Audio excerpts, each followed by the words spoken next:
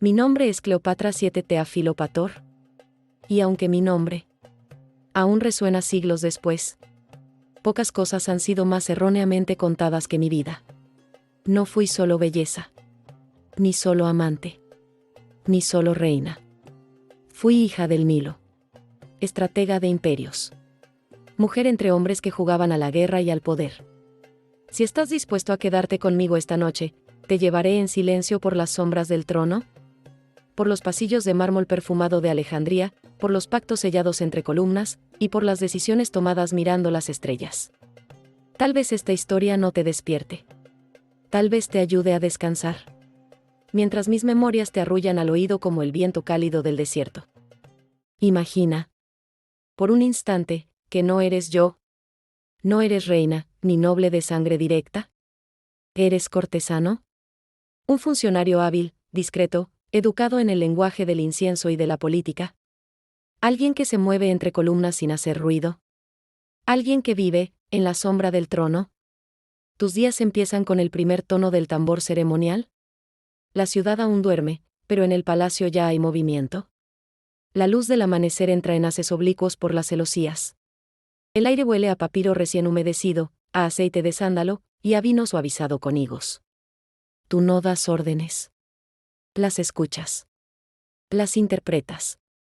Eres parte del engranaje invisible que hace que las audiencias se desarrollen sin error.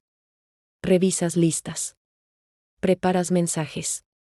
Entregas decretos. Pero, sobre todo, observas. Los muros del palacio no son altos por defensa, son altos para proteger secretos. Los míos. Los de Roma. Los de los sacerdotes que aún creen en Osiris, y los de los filósofos que solo creen en la razón. Tu ropa es de lino, blanca, sin joyas. Te permite pasar desapercibido. Solo un anillo en el dedo, marca de confianza. No necesitas hablar fuerte. Aquí, el poder se expresa en pausas. A veces me ves. A veces no. Depende del día. Depende del cálculo. Mis días no están llenos de fiestas. Están llenos de decisiones. Sobre impuestos, sobre trigo, sobre alianzas que podrían romperse si una palabra se dice mal. Y tú estás ahí, siempre al borde. Nunca tan cerca como para influir, pero lo bastante cerca como para comprender que cada gesto mío tiene detrás un mar de peligro. En la corte, los rituales no son solo religiosos. Son políticos. Cada vez que camino entre los míos, alguien anota cómo iba peinada. Cada vez que me siento a escribir, alguien calcula si el tiempo que me tomé en responder un mensaje implica afecto o desprecio. Tú lo sabes. Y vives con eso. Al anochecer, cuando las luces se encienden con lámparas de aceite y los jardines se llenan de la fragancia del loto, tú ya has escrito todo. Lo que dije. Lo que no dije. Lo que insinué. Sabes que mañana será igual. Otra audiencia. Otro decreto. Otra sonrisa controlada. Y sin embargo, hay belleza en ese ritmo. El rumor de los papiros al desenrollarse. El sonido de las sandalias en los pasillos de mármol. El murmullo del agua en los canales de los patios. El sabor del vino diluido con miel, cuando al fin, por un momento, nadie te observa. Ese es tu mundo. Mi mundo, visto desde abajo. Y en ese equilibrio frágil entre silencio y presencia, entre sombra y deber, la maquinaria de Egipto sigue girando. A veces invisible. Siempre viva. Dicen que nací para reinar, pero no dicen que reinar empieza sobreviviendo. Nací en Alejandría, hija de Ptolomeo XII, un faraón más griego que egipcio, más político que sabio. Mi linaje no era egipcio en sangre, pero sí en deber. Era la heredera de una dinastía que había aprendido a gobernar un imperio extranjero desde su capital helenística. Entre templos dedicados a Isis y bibliotecas repletas de manuscritos traídos de todo el mundo. Me llamaban Teafilopator, diosa que ama a su padre. Y aún así, cuando él murió, lo que heredé no fue un trono, sino un campo minado. Tenía 18 años cuando me coronaron junto a mi hermano, Ptolomeo XIII. Una corona compartida, como mandaba la tradición. Pero él era aún un niño, y sus tutores no aceptaban que una mujer, una joven, decidiera algo por encima de ellos. El palacio se volvió hielo. Los pasillos que antes recorría con seguridad, ahora eran trampas. Cada aliado mío era vigilado. Cada palabra mía, interpretada. Poco a poco, me fueron despojando de mi título, de mi autoridad, y finalmente, de mi ciudad. Me exiliaron.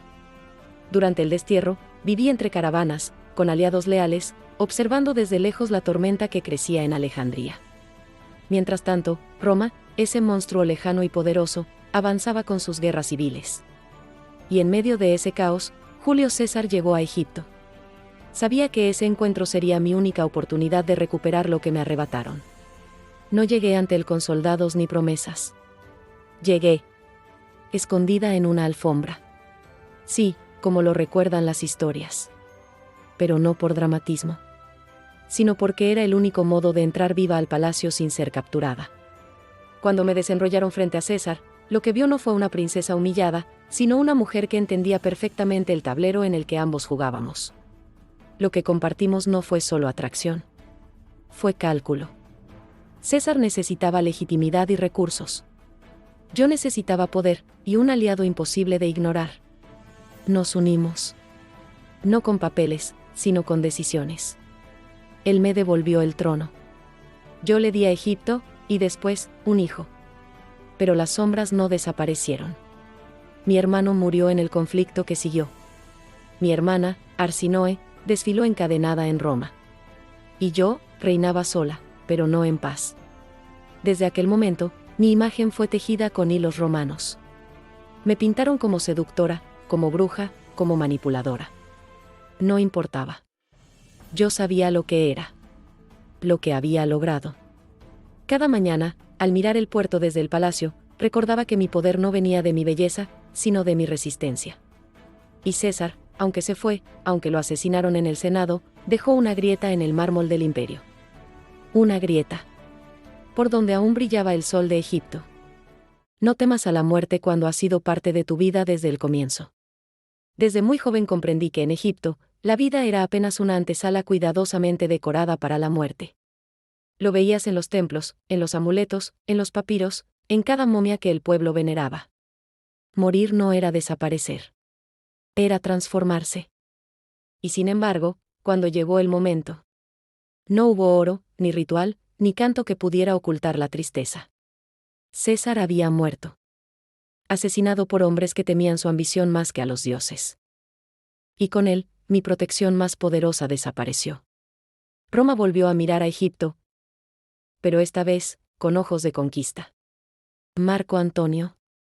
Ah, Marco. No fue una repetición. Fue una alianza distinta, tejida entre guerras, pactos y el peso compartido de haber amado al mismo imperio, y haberle fallado. Nos encontramos en Tarso. Yo llegué en una barcaza perfumada, con velas púrpuras y músicos que tocaban flautas suaves mientras la brisa del Mediterráneo acariciaba las aguas. Él, curioso, se asomó a la orilla como quien observa un mito. Y durante años, construimos algo que era mitad amor, mitad estrategia. Tuvimos 3 hijos. Compartimos trono. Y juntos, enfrentamos a Octavio, el heredero político de César. Pero Roma no perdona 2 veces. La batalla de Accio lo cambió todo. Perdimos. Y huimos de regreso a Egipto, sabiendo que los días estaban contados. Marco se quitó la vida. En su desesperación, creyó que yo ya estaba muerta. Murió creyendo una mentira, como tantas que el poder siembra. Y yo supe que no dejaría que mi cuerpo se exhibiera en Roma. No sería trofeo. No sería cadena ni espectáculo. Así que preparé mi final con la misma meticulosidad con la que una reina prepara su banquete más importante. Se ha dicho que usé un áspid, una serpiente venenosa, llevada en una cesta de higos. También se ha dicho que fue un ungüento, o un simple veneno líquido. ¿Importa? Lo cierto es que cuando me encontraron, yo yacía junto a 2 de mis sirvientas más fieles. Tranquilas. Sin señales de lucha. Solo un suspiro detenido en medio del mármol. Mi tumba, mi tumba. Nunca ha sido hallada. Algunos dicen que está cerca de Taposiris Magna, en un templo dedicado a Osiris. Otros creen que fue escondida junto a la de Marco Antonio, como símbolo de nuestra unión. Los arqueólogos excavan, escanean, sueñan con hallarla. Pero el Nilo guarda secretos con más celo que el propio desierto. Y quizás sea mejor así. Porque mientras mi nombre sea recordado, mientras aún haya quien pronuncie Cleopatra con curiosidad o reverencia, no estoy realmente perdida. Sigo aquí. Entre papiros, estrellas y mares de historia no contada. Alejandría no era solo una ciudad, era un mundo entero condensado en mármol, papiros y pensamiento. Déjame llevarte a un rincón de mi vida donde el poder se medía en conocimiento, no en espadas. Alejandría. Mi Alejandría.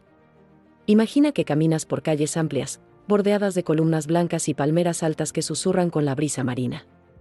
El aire huele a papiro recién secado, a incienso de mirra y a pan cocido en hornos de arcilla. Cada paso te acerca al corazón del mundo antiguo, la gran biblioteca. Era más que un edificio. Era una promesa. Ahí, bajo cúpulas de madera perfumada, descansaban miles de textos, copiados a mano, cuidadosamente recopilados por generaciones. Manuscritos de Grecia, de Babilonia, de la India. Tratados de astronomía, medicina, matemáticas, poesía, teatro, historia. Yo no era una reina que despreciaba el saber. No. Desde pequeña me formé con filósofos, médicos y traductores. Hablaba griego, egipcio, latín, arameo, etíope. Cada lengua me acercaba un poco más al alma de cada pueblo. Y en los banquetes, lo que brillaba no era solo el oro, sino la conversación. Los romanos quedaban asombrados. No solo por los tejidos de lino traslúcido, ni por los peinados que tardaban horas en construirse, sino por cómo una mujer podía discutir geometría mientras sostenía una copa de vino de dátiles. Mis banquetes eran teatrales, sí. Con lámparas de aceite colgando como constelaciones interiores. Con músicas suaves que recordaban al Nilo en calma. Pero también eran una corte de ideas. Invitaba a sabios, a alquimistas, a médicos. Discutíamos sobre el origen de los eclipses, sobre la circulación de la sangre, sobre las proporciones del cuerpo humano. Y aún así, nada superaba el silencio sagrado de la biblioteca. Donde el saber no se exhibía, se estudiaba. Los textos no se prestaban. Cada barco que llegaba al puerto era inspeccionado. Si traía libros, eran copiados. La copia regresaba, el original se quedaba. Se dice que Hipatia, siglos después, encontró aquí la inspiración para entender las órbitas elípticas. Pero en mi tiempo, los astrónomos ya trazaban mapas del cielo con precisión asombrosa. Había días en los que el lujo parecía una carga. Y solo bastaba con sentarme junto a un mapa antiguo, trazar con los dedos una ruta por el mar Egeo. Y olvidar, por unos minutos, que era reina. Porque el poder más grande no estaba en mi corona. Estaba en las palabras que había leído. En los secretos del cuerpo humano. En los fragmentos de un poema griego escrito por una mujer anónima del siglo pasado. Y ahora, muchos siglos después, cuando gran parte de esa biblioteca ya se ha perdido, cuando sus papiros han ardido, sus estanterías se han deshecho. Solo quedan ecos. Ecos que viven en cada biblioteca moderna. En cada mujer que no se conforma. En cada lector que se pregunta qué hay más allá de lo que le han contado. Ese fue el verdadero legado de mi reinado. No el oro. No las guerras. Sino el impulso de saber más. De amar el saber, como se ama a un dios antiguo. La historia me convirtió en símbolo. En mito. En enigma envuelto en sedas y veneno. Pero esta noche, al final de este largo recorrido, he querido compartir contigo algo más íntimo, la realidad, sencilla y a veces incómoda, de lo que significó ser Cleopatra. Fui una hija enfrentada al trono desde la infancia. Una mujer obligada a hablar en voz baja entre hombres que gritaban. Una reina que reinaba, sí. Pero también que negociaba, suplicaba, estudiaba, y a veces, temía. Los dioses egipcios me sonreían desde sus templos, pero yo sabía que el destino se tejía con hilos humanos, alianzas, traiciones, esperanzas. Fui madre. Amante. Soberana. Y también esclava de una historia que no pude controlar del todo. Y ahora, cuando Alejandría ya no es la que conocí, cuando las columnas están caídas y las voces de mis sabios se han apagado, solo queda esto, el relato. Si alguna vez paseas por una biblioteca, y ves un nombre grabado en letras antiguas, piensa que quizá alguien, como yo, dedicó su vida a que el conocimiento no se perdiera. Y si alguna vez miras el cielo y ves la luna sobre el agua, imagina a una reina sentada a solas en su terraza, escuchando el canto de las cigarras, y preguntándose si, en el futuro, alguien la recordaría con ternura. Gracias por escuchar. Y que tengas una noche tranquila, como las noches de Alejandría, cuando el viento del Nilo arrullaba los papiros y el mundo parecía dormirse en paz. No olvides darle like, suscribirte y compartir. Descansa.